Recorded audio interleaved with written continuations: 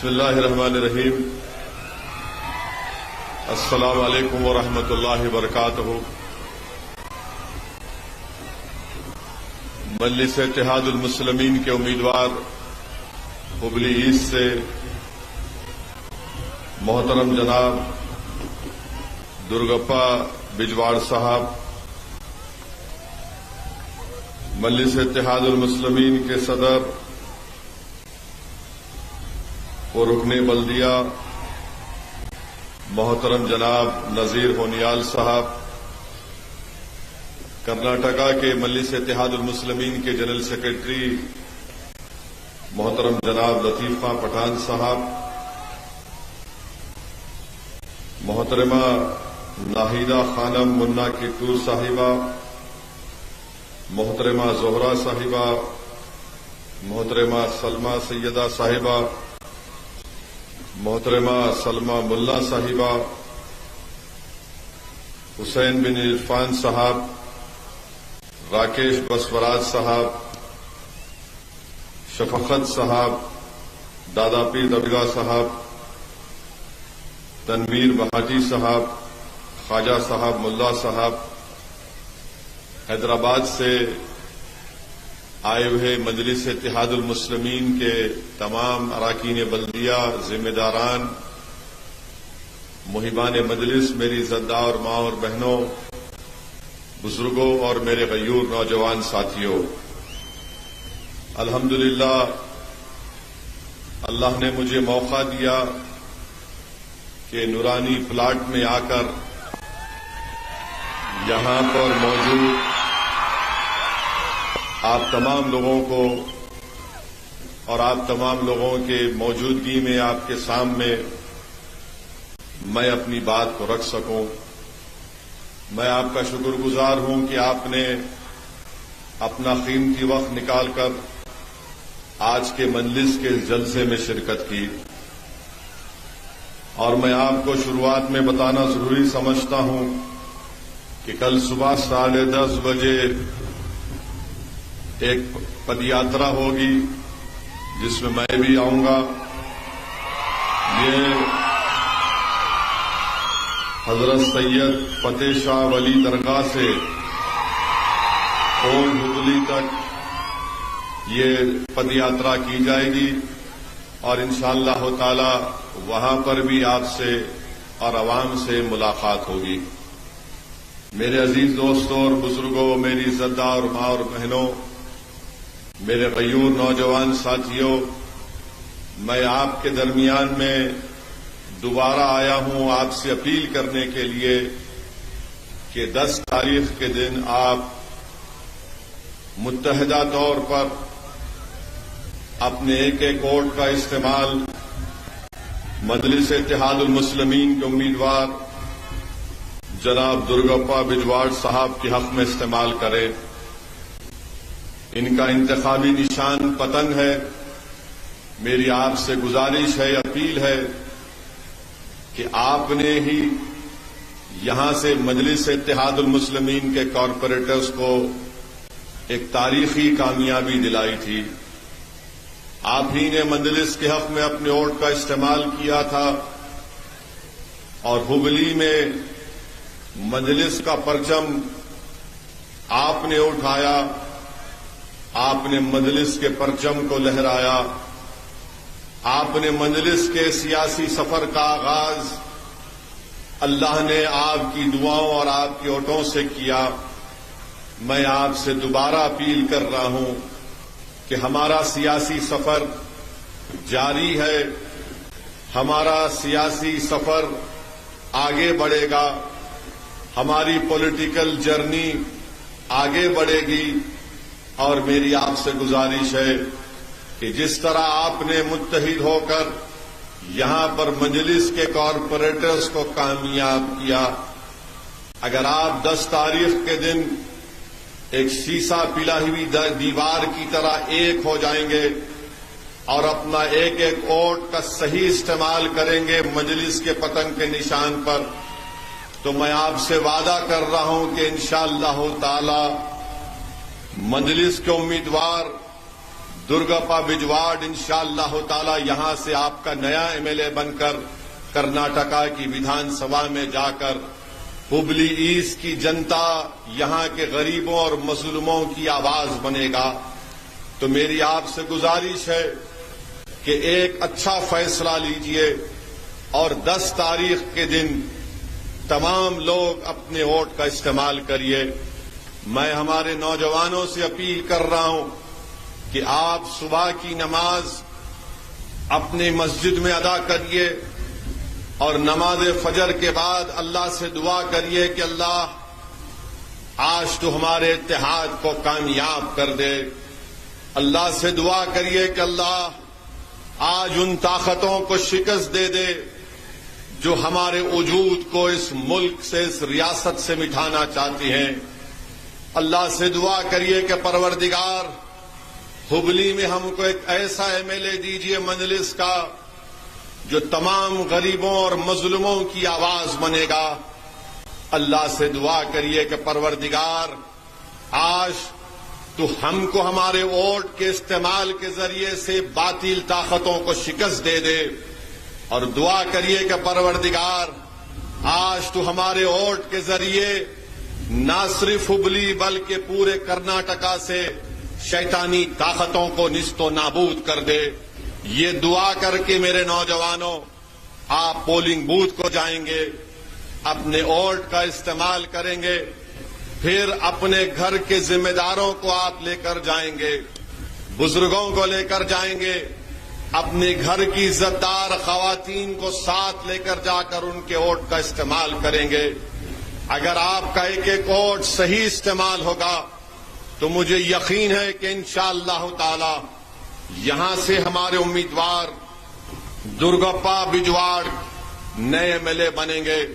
और मैं नूरानी प्लाट के इलाके में खड़े होकर हुबली ईस्ट की जनता को एक पैगाम दे रहा हूं, आपसे वादा कर रहा हूं कि जो कुछ थोड़ी बहुत सियासी बसीरत अल्लाह ने अपने फजल और करम से और नबी करीम सल्लल्लाहु अलैहि वसल्लम के सदक़े तुफैल में मुझे दी है, अगर कर्नाटका में कोएलिशन गवर्नमेंट बनेगी और आप दुर्गाप्पा बिजवाड़ को अपना एमएलए बनाएंगे, मैं आपसे वादा कर रहा हूं कि हम दुर्गाप्पा बिजवाड़ को एक सेक्युलर गवर्नमेंट का मिनिस्टर बनाएंगे इंशाअल्लाह ताला।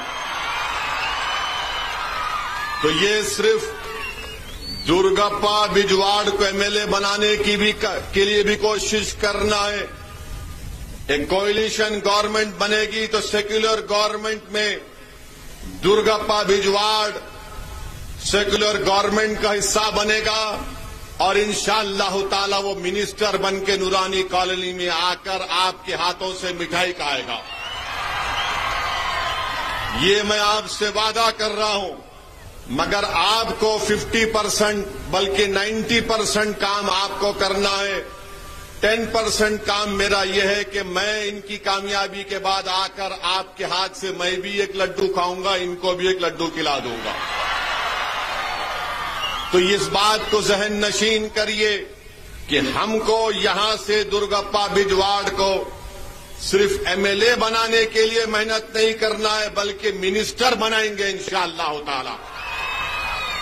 और अगर कोई ये समझ रहा है कि असदुद्दीन ओवैसी एक नई बात करके जा रहा है, मेरे अजीज दोस्तों और बुजुर्गों, मैं जिंदगी में ऊंचे ख्वाब देखता हूं और मेरा मानना यह है कि इंसान अगर ऊंचा और बड़े ख्वाब को देखता है तो उसको पूरा करने की मेहनत करनी चाहिए। मेरे ख्वाब सिर्फ इतना नहीं है कि मैं यहां से अपने कारपोरेटर को जिता दिया और खामोश हो जाऊंगा।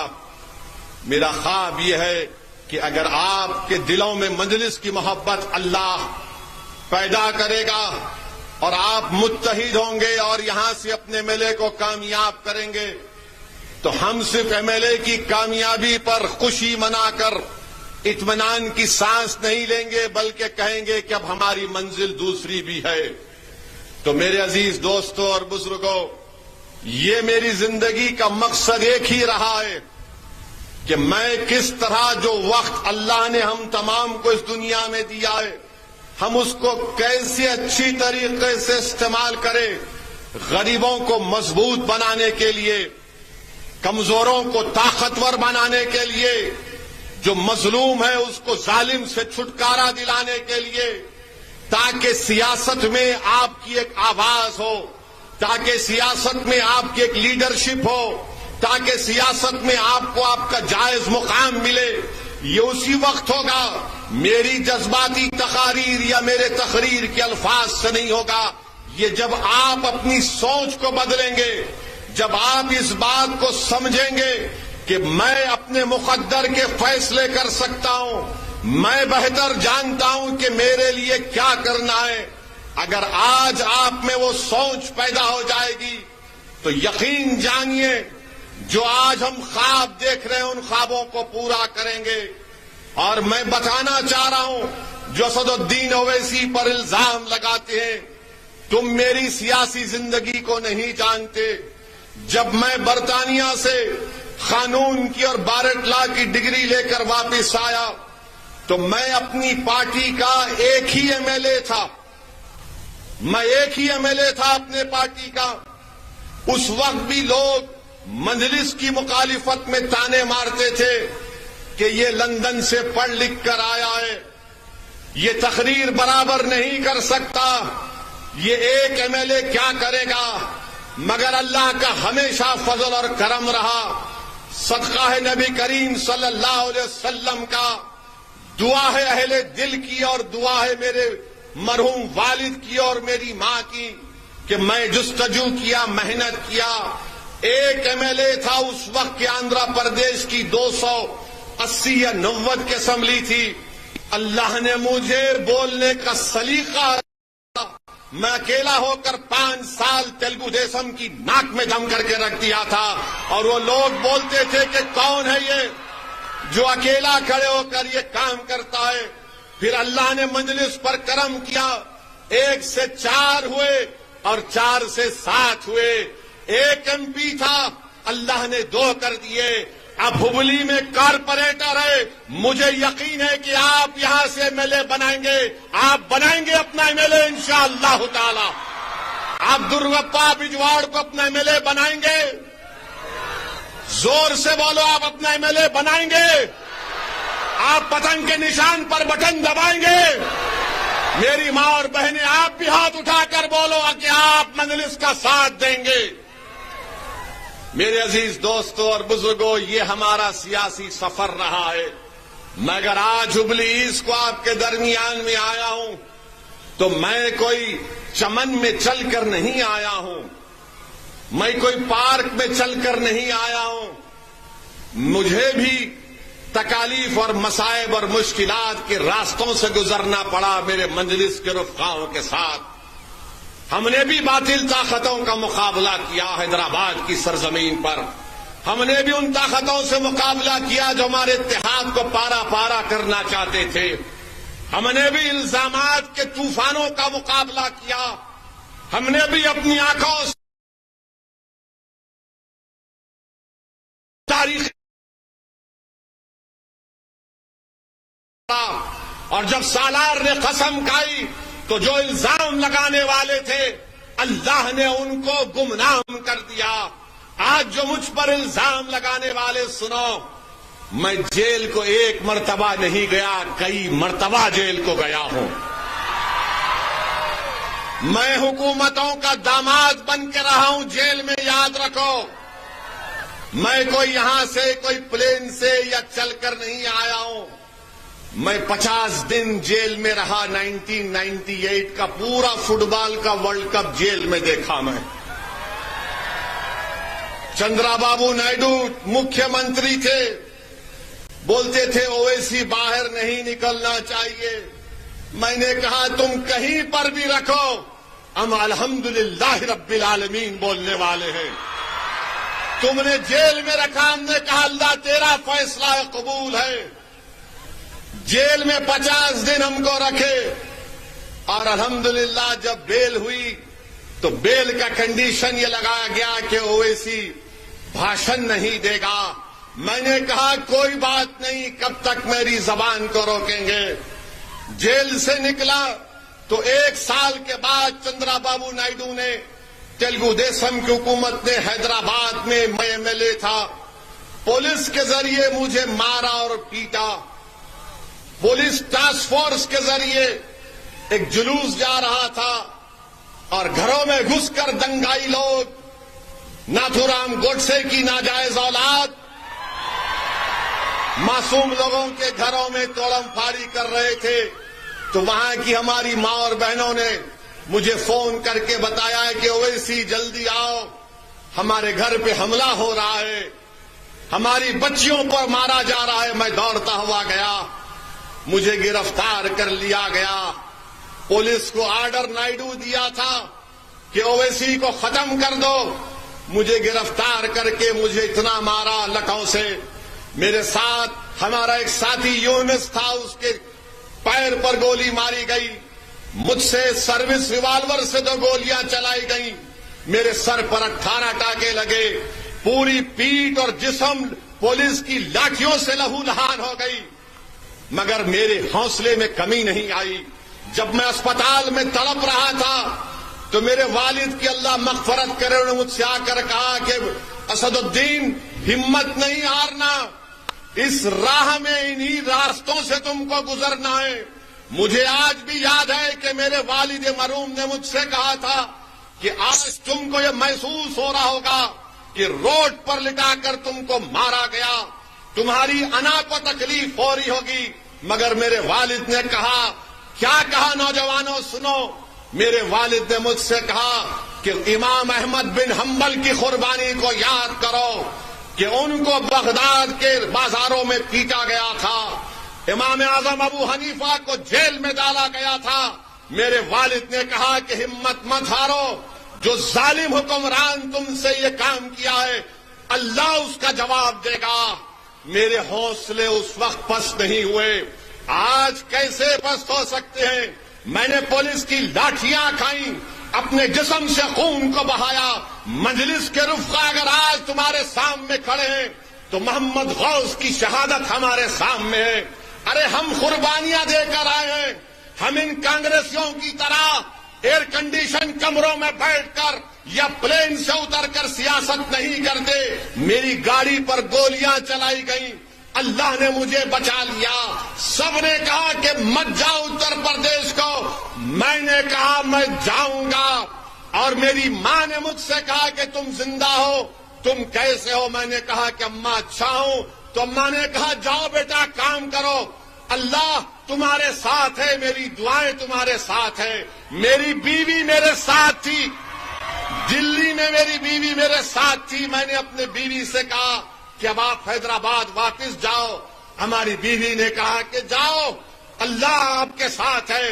अरे ये हम इस मैदान में आए हैं तो ये तरबियत लेकर आए हैं। मैं यहां पर कोई फूल बरसाने के लिए नहीं आया हूं, मैं यहां पर आया हूं, मेरी बात को सुनो।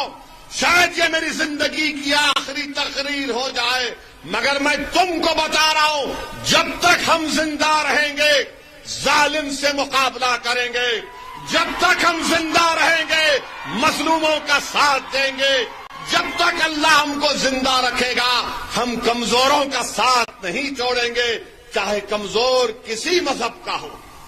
कमजोर कमजोर होता है।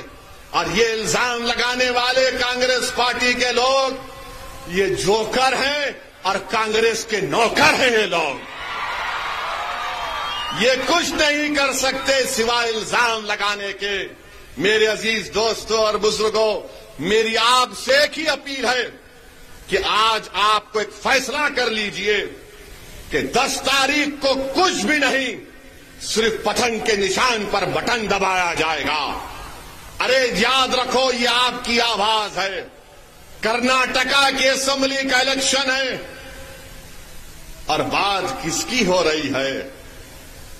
देश के प्रधानमंत्री बात कर रहे हैं, मोदी जी अपने भाषण में बोलते हैं भाइयों बहनों,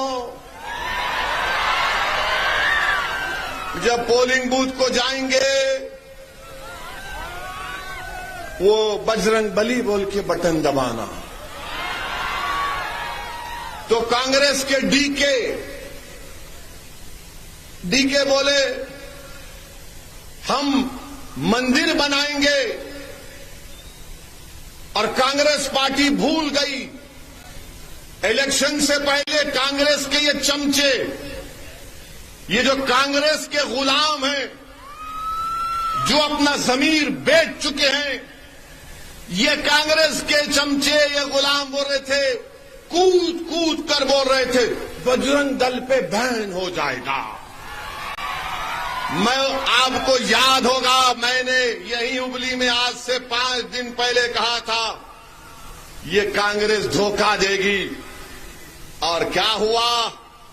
यही हुबली के षटकर साहब जो बीजेपी में थे, बीजेपी के चीफ मिनिस्टर थे, आरएसएस की चड्डी पहन के लट फिर आए, फिर पैंट भी पहने, फिर बीजेपी के सीएम बने। जब बीजेपी को छोड़ के कांग्रेस में आए तो उन्होंने भी कल कह दिया बजरंग दल पे बैन नहीं लग सकता। अब बताओ कौन आपके जज्बात से खेल रहा था? क्या असदुद्दीन ओवैसी ने सच नहीं कहा था कि कांग्रेस झूठी है, झूठ बोलेगी वोट लेने के लिए? आज षटकर साहब कह रहे हैं बैन नहीं कर सकते। अच्छा चलो तुम बैन नहीं कर सकते ना, तुम तो झूठे साबित हुए हो। वीरप्पा मौली बोल दिए कि हमारे अख्तियार में नहीं है। जब तुम बैन नहीं कर सकते तो एक बात बोल दो कि अगर तुम पावर में आओगे तो तुम हुबली में जो मस्जिद को शहीद किया गया था उसको दोबारा बनाएंगे। बोलोगे कांग्रेसियों? खुल के बोलना, खुल के बोलना, कान में खुसखुस नहीं करना बुज़दिलों की जैसा। अब मैं आज बोल रहा हूं, कल से फोन शुरू हो जाएगा, इनके चमचे आके कुछ करेंगे कान में। ओवैसी बोलता हम करते ना, चुनाव हो जाए रे खुल के बोलो, जैसा मैं कह रहा हूं तुम्हारे अख्तियार में है, उस दोबारा मस्जिद को बनाओ, उस रोड वाइडनिंग के प्लान को कैंसिल करो, तुम कानूनी तौर पर तुम कर सकते। तुम एक 300 साल की पुरानी अहले बैत की दरगाह को तुमने सादात की दरगाह को शहीद कर दिया, मगर डीके उस पर कुछ नहीं बोलेंगे।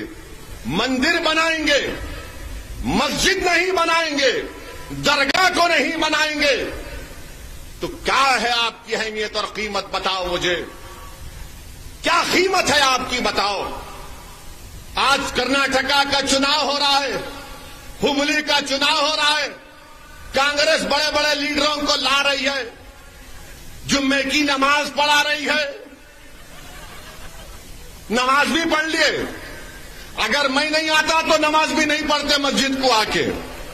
चलो मेरी वजह से तुम आ गए, आए तो क्या बोले? आए तो क्या बोले? कुछ नहीं बोले, खाली वोट दे दो। कांग्रेस के लोगों बताओ, आज कर्नाटका का चुनाव है, हिजाब पे बात नहीं होगी। हम हिजाब पे बात किए, गोश्त की दुकानें बंद कर दी बीजेपी, कुरैश बरादरी के लोग बर्बाद हो गए, उस पे बात नहीं करते। जब मैं हुबली में अपनी तकरीर में बात को किया तो मुझे कई लोग फोन किए, बोले क्या बोल रहे हो ओवैसी साहब? मैंने क्यों, आपको पेट में क्यों दर्द हो रहा? बोले नहीं आप हिजाब की बात किए। मैंने कहा मैंने हिजाब की बात की, क्यों नहीं करूंगा?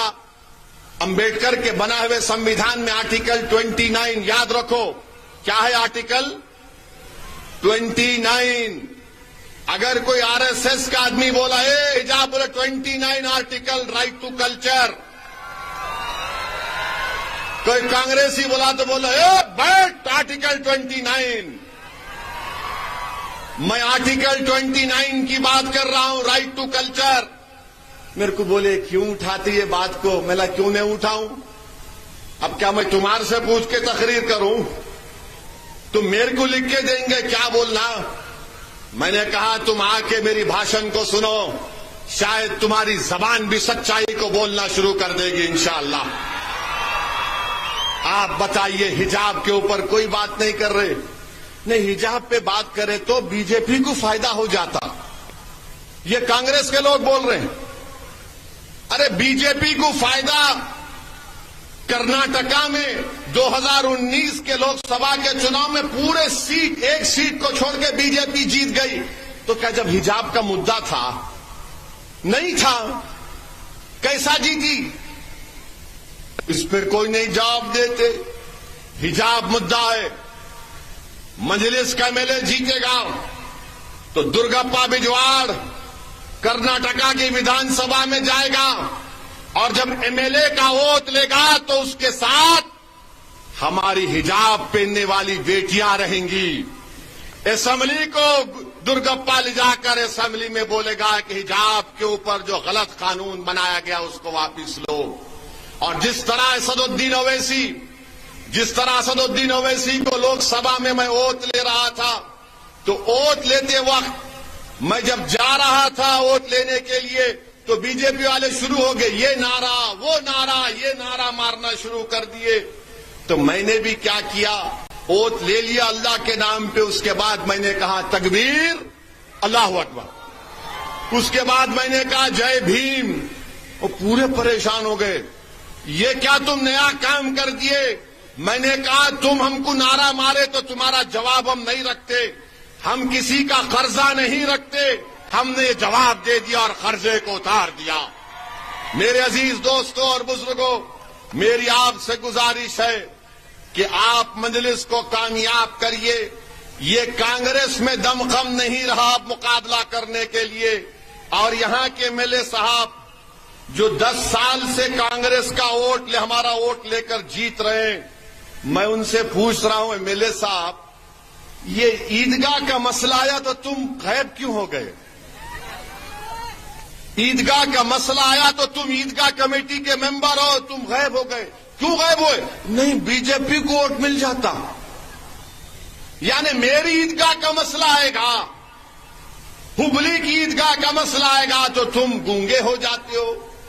और फिर 10 साल से टीपू जयंती बनाई गई, कांग्रेस का एमएलए दिखा आपको? दिखना चाहिए आपको, आपके एमएलए टीपू जयंती में दिखना चाहिए। एमएलए टीपू जयंती में दिखना चाहिए ना। दुर्गप्पा आएगा, एमएलए बने तो आएगा। दुर्गप्पा आप आएंगे टीपू जयंती में? आना दुर्गप्पा। उन्हें कांग्रेस का डर के नहीं आया, तुम टीपू की तरह जाना, बेखौफ होकर जाना इंशाअल्लाह। ये आपके एमएलए साहब।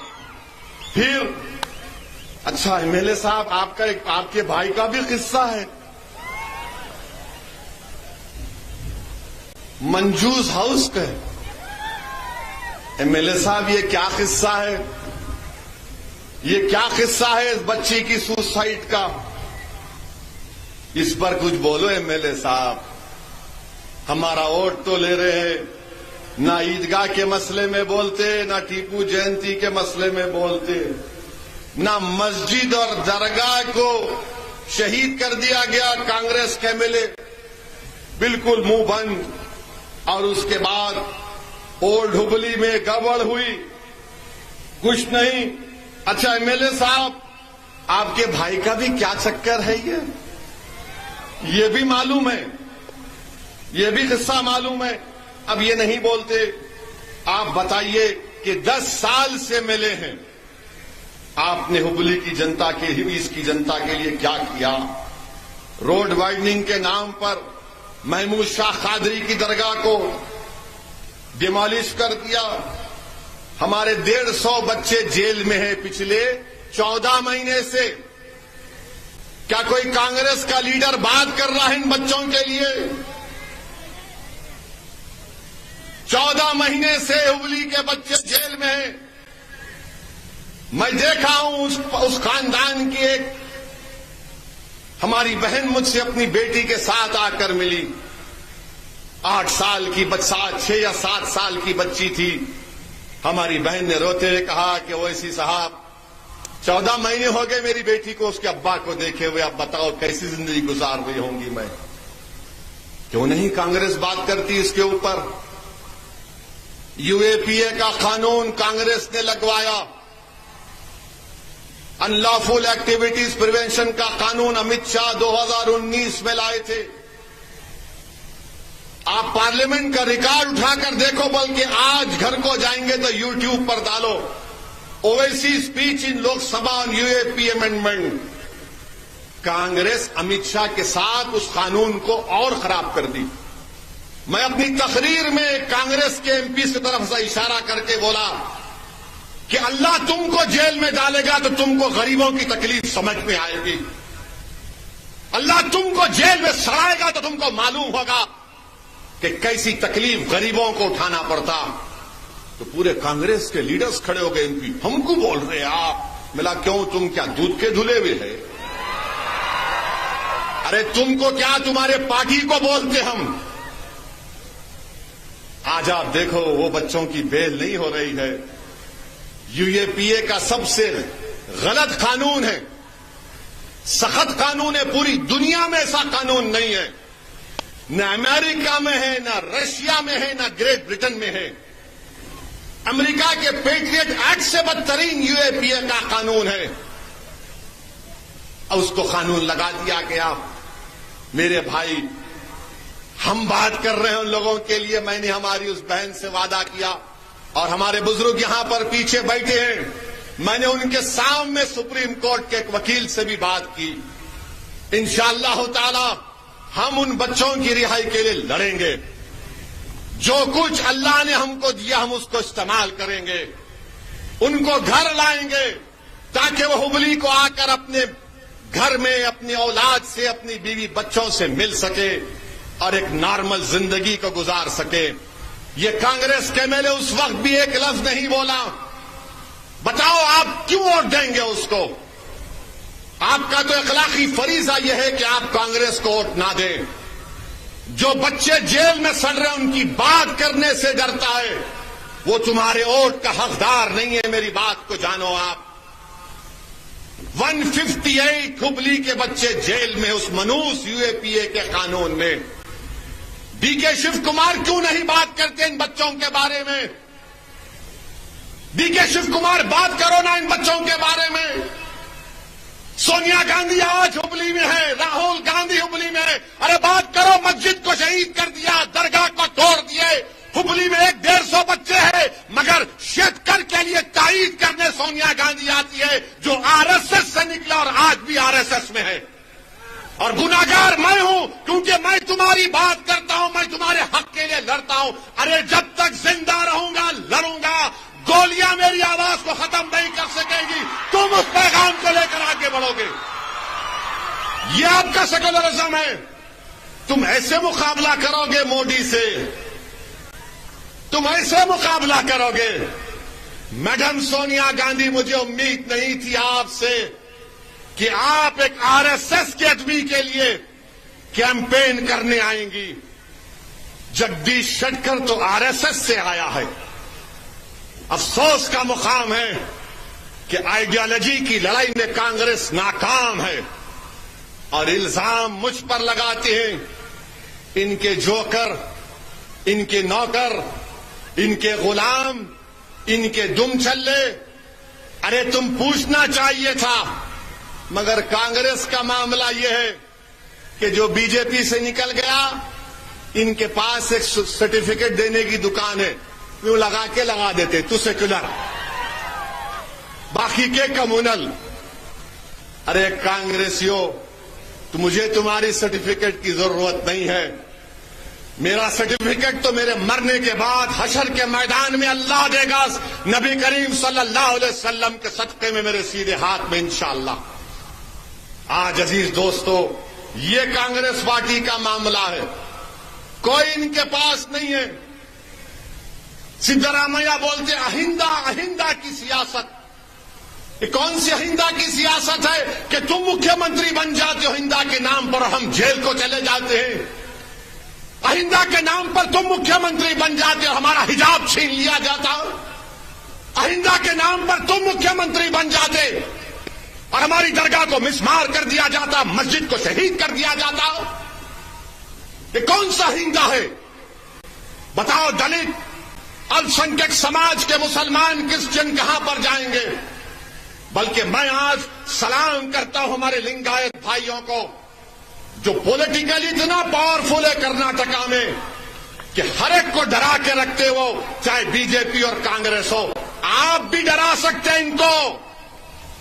सिखो लिंगायत भाइयों से, बहनों से, मेरे दलित भाइयों और बहनों, सिखो लिंगायत भाइयों और बहनों से।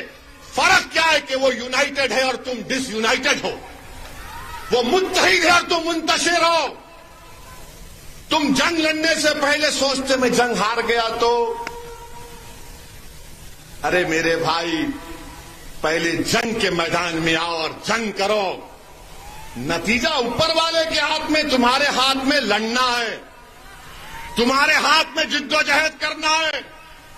अगर तुम टीपू का नाम सुन के पुकारते ना, तो टीपू क्या डर गया था अंग्रेजों से? टीपू को मालूम था कि मौत मेरे सामने है, मगर टीपू ने कहा कि बुज़दिलों की जिंदगी नहीं गुजारूंगा, भारत को आजाद कराऊंगा अंग्रेजों से, और मौत को अपने गले लगा लिया ताकि तुमको पैगाम दिया जाए कि दुश्मन ताकतवर है तो मौत के डर से पीछे मत हटो, हक के लिए साथ आगे बढ़ो, कमजोरों के लिए लड़ो, मजलूमों के लिए लड़ो, अपने लिए लड़ो एक मर्तबा। तुमने हमेशा वोट दिया, तुमने वोट हासिल नहीं किया, तुम सिर्फ वोट देने वाले बन गए। तुम एक दूध देने वाली भैंस की तरह बन गए। तुम एक एटीएम की मशीन बन गए कि कांग्रेस वाले आकर पासवर्ड मारते सेकुलरिज्म और तुम वोट डालते रहते। वहां पर मोदी आके बोलते नेशनलिज्म, वो लोग उनके नेशनलिज्म में दौड़ते। अब बीजेपी को बताना पड़ेगा ये नेशनलिज्म इनका क्या है, कौन सा नेशनलिज्म है। आज हमारे भारत के प्रधानमंत्री, वजीर आजम, मित्रों, श्री मोदी बेंगलुरु में रोड शो किए कुछ 26 किलोमीटर का आप बोलते हैं। आपको मालूम, जब मोदी रोड शो कर रहे थे बेंगलुरु में, मणिपुर में 55 लोगों की मौत हो गई। 55 पीपुल हैव डाइड। राजौरी में हमारे 5 सिपाहियों को पाकिस्तान से आतंकवादी आकर उनकी जान ले लिए, मगर मोदी जी बेंगलुरु में क्या है, 55 लोग। सिविल वार हो रही है मणिपुर में, सिविल वार हो रही है, और मोदी जी बोल रहे वो केरला की पिक्चर में ऐसा बताया गया था। मैं पूरे अवाम से बताना चाह रहा हूं, हिटलर को जानते ना, हिटलर ने 70 लाख यहूदियों को मरवाया था। कितने? 70 लाख। और कैसे मरवाया? पहले हिटलर क्या किया मालूम आपको? पहले बोला कि यहूदियों के खिलाफ हेट स्पीच दो यहूदियों के खिलाफ। यहूदी बदमाश, यहूदी जर्मनी के नहीं हैं, यहूदी जर्मनी के बाहर के हैं, यहूदी लव जिहाद करते, यहूदी धर्म परिवर्तन करते। समझ में आ रहा? दिमाग में बात बैठ रही? समझ में आ रहा? वो हिटलर करता था। फिर हिटलर ने क्या किया? पिक्चर बनाया। उसका अंग्रेजी नाम उस पिक्चर का शायद 1940 में इटर्नल जू था। उस पिक्चर के जरिए हिटलर ने जर्मनी के जर्मन्स में यहूदियों के खिलाफ नफरत पैदा कर दी। और उसके बाद क्या हुआ? कत्लेआम हुआ यहूदियों का। मोदी जी, हिटलर ने ऐसा काम किया था। इटर्नल जू एक पिक्चर बनाई थी, उसका जर्मन नाम याद नहीं आ रहा मुझे। फिर वो क्रिस्टलनाक का एक वाकया हुआ, राइक्सटाग को जला दिया गया। उसके बाद यहूदियों का कत्लेआम हुआ। ये समझो बात को आप, भारत के प्राइम मिनिस्टर हैं, 133 करोड़ जनता का प्राइम मिनिस्टर, मगर क्या बोल रहे, पिक्चर के प्रमोटर बन गए प्राइम मिनिस्टर, एक पिक्चर के डिस्ट्रीब्यूटर बन गए, एक पिक्चर के डायरेक्टर प्रोड्यूसर बन गए मोदी जी। देश के प्रधानमंत्री और आरएसएस से हम कहना चाह रहे हैं, सबक हासिल करो हिटलर से, सबक हासिल करो हिटलर से कि हिटलर ने कैसे यहूदियों को 70 लाख यहूदियों को खत्म कर दिया था, कैसे नफरत पैदा कर दी थी जर्मनी के जर्मनों में कि यहूदी गंदे हैं, गद्दार हैं, झूठे हैं, जर्मनी के नहीं हैं। ये राह पर कहीं वो मुल्क, हमारा मुल्क ना चला जाए। और पिक्चर देखकर लोग बोल रहे ऐसा आईसिस, अरे आईसिस ने जो वीडियो बनाया था, उस आईसिस के वीडियो में मेरी फोटो थी। पूछो गवर्नमेंट ऑफ इंडिया से, उन्होंने वीडियो को निकाला। उस फोटो में आईसिस ने कहा कि असदुद्दीन ओवैसी को खत्म कर देना चाहिए। ये अजीब मामला है, आईसिस मेरे को खत्म करना चाहती और भारत में नाथूराम गोडसे की नाजायज औलाद मेरे पे गोली चलाती। मैं दोनों के दरमियान में फंस गया, यानी मेरा हाल ऐसा हो गया कि फंस गई रजिया गुंडों में, इधर इन्हों भी मारते उधर उन्हों भी गोली चलाते। खैर, जो दुनिया में आता है, मेरे को हमारी अम्मा सिखाई। हमारी अम्मा बोली कि देखो, जब तुम दुनिया में आए तो एक बड़े अल्लाह के वली ने तुम्हारे कान में अज़ान दे दी। अब तुम्हारी अज़ान हो गई, अब सिर्फ तुम्हारा जनाजा निकलना बाकी है। तो मैं तैयार हूं, मैं डरने वालों से नहीं हूं, मैं सिर्फ अल्लाह से डरता हूं, अल्लाह से डरता रहूंगा। मगर आपको सच्चाई बयान कर रहा हूं कि पिक्चर का प्रमोशन भारत के प्राइम मिनिस्टर कर रहे हैं, और हो सकता है कि प्राइम मिनिस्टर अपने घर में बैठकर देखेंगे ऐसा। ओह वेरी गुड, बुर्खा पहनकर, ओ बुर्खा पहने, ओ क्या प्राइम मिनिस्टर साहब, इस देश की आजादी में क्या हमने हिस्सा नहीं लिया था? इस देश की आजादी में बी अम्मा कौन थी? वो बी अम्मा जिसने महिलाओं को अंग्रेजों के खिलाफ खड़ा किया था।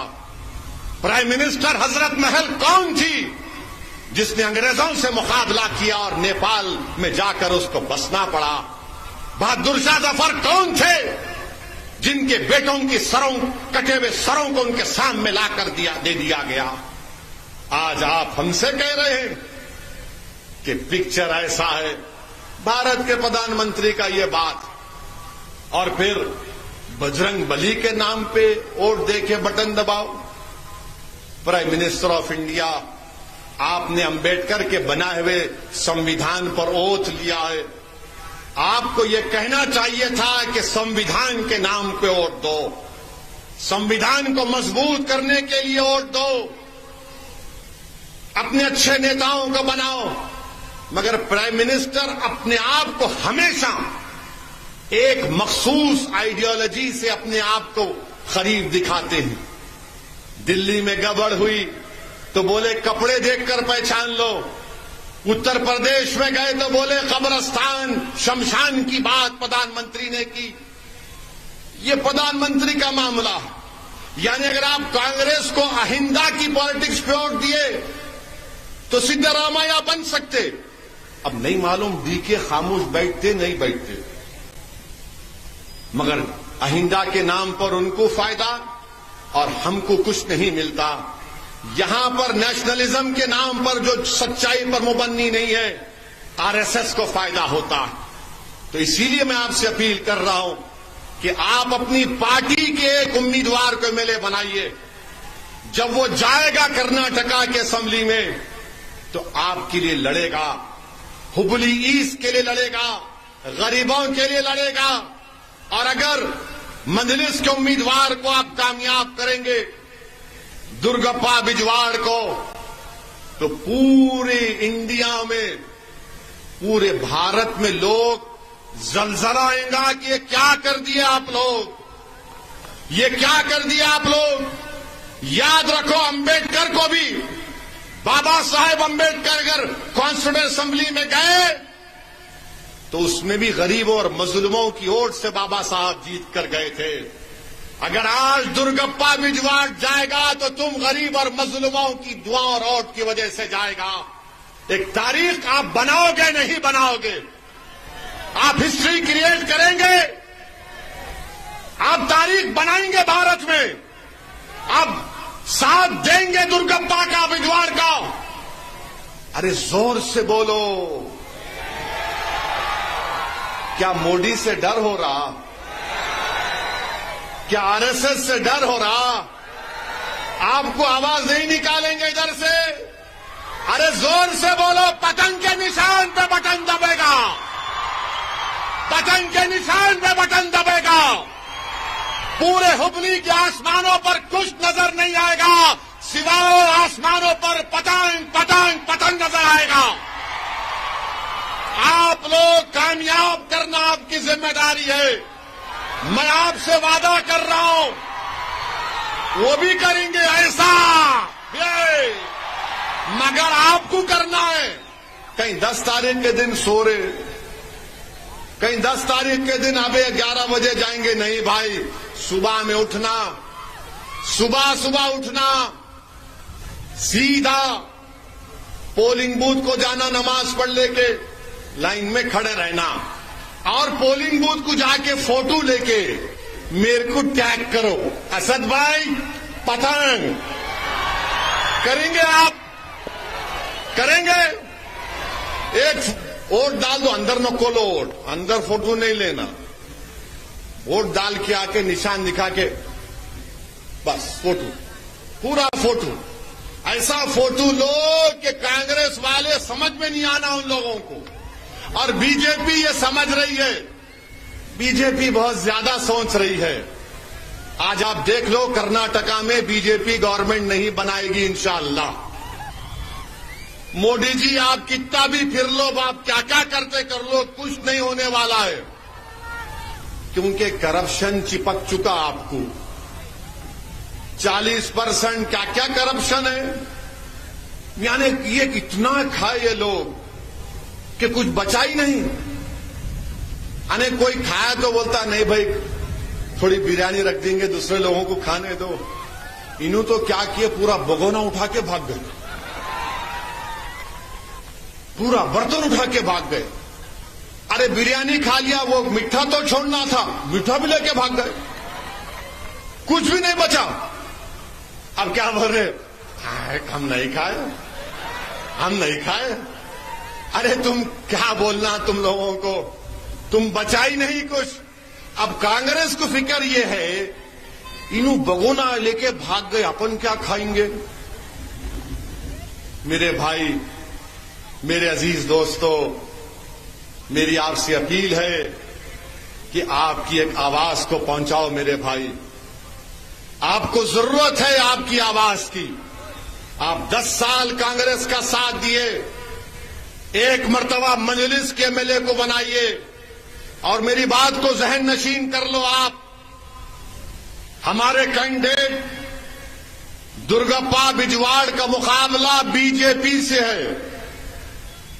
कांग्रेस 3rd पे चले गई, अब कांग्रेस नंबर 3 हो गई। अब मुकाबला एमआईएम में है और बीजेपी में है। अगर आप मुत्तहिदा अपने वोट का इस्तेमाल करेंगे तो बहुत बड़ी मेजॉरिटी से इंशाअल्लाह ताला ये हमारा भाई कामयाब होगा। और ये बहुत तेज आदमी है, इन्हें नरम नहीं है, इन्हों नरम नहीं है, इन्हों सख्त है, इन्हों सख्त है, स्ट्रांग है, सब एतबार से स्ट्रांग है इन्हों। इस वास्ते इनको टिकट दिया मैं। तो क्या होता, कोई जीत भी गया तो अमो अमो वो ऐसा है। मैं इनको पहले बोला, भाई साहब तैयार है ना? बोले हर एतबार से। साहब तुम कैसा बोलते कर तो मैं बोला दुर्गप्पा साहब ज्यादा नको करो, खाली जीतो। जीतने के बाद ये गरीबों के भरोसे को शर्मिंदा होने मत दो। और जब ये कामयाब हो जाएंगे, मैं जिम्मेदारी ले रहा हूं आपकी इंशाअल्लाह ताला। मैं कम से कम 2 महीने में एक मर्तबा यहां पर आऊंगा, नूरानी कॉलोनी को आऊंगा, यहीं बैठेंगे हम और दुर्गप्पा साहब के साथ बिठा के उनको पूछेंगे, भाई ये गरीबों का कितना काम हुआ, क्या क्या पानी का मसला हल हुआ, दिन में रोज पानी आ रहा नहीं आ रहा, ये सब होगा इंशाअल्लाह ताला। मगर शर्त यह है कि आपको अपना एक एक वोट पतंग के निशान पर देना है। यहां पर मुकाबला बीजेपी से है, यहां पर मुकाबला कमजोरों का ताकतवर से है। और मेरी जिंदगी का मकसद ये है कि कमजोरों को ताकतवर बनाया जाए, जो आखिरी लाइन में है उनको सामने की लाइन पर लाया जाए। मुकद्दर के फैसले हम करेंगे, अहिंदा के नाम पर सिद्धरामैया या फिर डीके नहीं सेकुलरिज्म के नाम पर नहीं करेंगे। आपकी आवाज होना चाहिए। मेरे भाई, भारत की पार्लियामेंट में 540 लोकसभा के एमपी हैं। लोग बोलेंगे आपसे कि दुर्गप्पा बिजवाड़ जीत जाएगा तो एक आदमी या 2 आदमी क्या करेगा। तो मैं आपको बता रहा हूं, एक आदमी क्या कर सकता है, 2 आदमी क्या कर सकते हैं। भारत की पार्लियामेंट में 540 एमपी हैं। अगर मैं और इम्तियाज जलील 5 मिनट के लिए तकरीर स्पीच देते तो बीजेपी के 300 एमपी खड़े होकर बोलते बैठ बैठ बैठ बैठ, और हम अपनी बात करते रहते, उनकी परवाह नहीं करते, उनको हिला के रख देते। ट्रिपल तलाक का मसला आया, कांग्रेस बीजेपी ने देख लिया कि कौन दीवाना खड़ा होकर 5 मिनट में धज्जियां उड़ा दिया ट्रिपल तलाक के कानून की। CAA का कानून लाया मोदी ने, तो मैंने बीजेपी के 300 एमपियों के सामने कहा, मोदी मैं इस काले कानून को नहीं मानता, उसको फाड़ के फेंक दिया। ये मिजाज पैदा करना पड़ेगा। तुम जब तक आवाज नहीं उठाओगे, कोई तुम्हारी सुनने वाला नहीं है। जब बच्चा रोता ना तो तभी अम्मा दूध पिलाती, बच्चा रोए तो अम्मा दूध पिलाती ना। मैं तुमको रोने के लिए नहीं कह रहा हूं, नूरानी कॉलोनी के लोगों, मैं तुमको रोने के लिए नहीं कह रहा हूं। जिसने तुमको 10 साल रुलाया, तुम 10 तारीख को उसको 10,000 मरतबा रुलाओ। मैं तुमको रोने को नहीं कह रहा हूं, मैं तुमसे कह रहा हूं कि मुस्कुराओ, मुतमईन होकर वोट डालो मजलिस को, ताकि कर्नाटका की विधानसभा में एक आवाज पहुंचे कि कमजोरों ने मिलकर ताकतवरों को हराया, मजलूमों ने मिलकर जालिम की ताकत को मिसमार कर दिया। क्या 10 तारीख के दिन पतंग के निशान पर बटन दबेगा? बटन दबेगा, पतंग पर बटन दबेगा। तो लगाओ मेरे साथ नारा, MIM पार्टी जिंदाबाद। अस्सलाम वालेकुम व रहमतुल्लाहि।